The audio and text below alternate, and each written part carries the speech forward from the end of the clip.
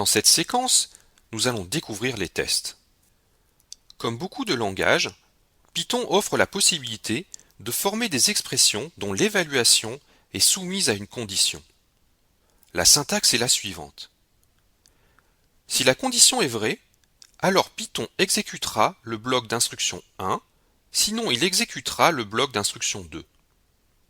On notera que le mot-clé else doit se trouver au même niveau que le if.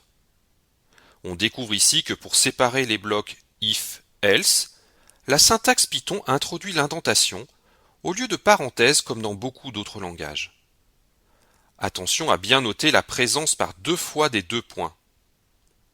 Je vous propose de reproduire les exemples suivants dans un fichier, car en ligne de commande idle, on ne voit pas forcément complètement cette indentation.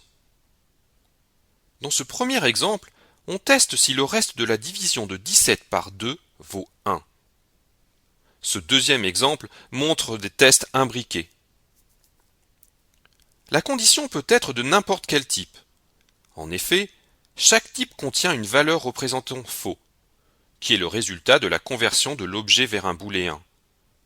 Les autres valeurs représentent vrai. En voici un exemple avec une liste vide. Dans la leçon suivante, nous allons découvrir les boucles.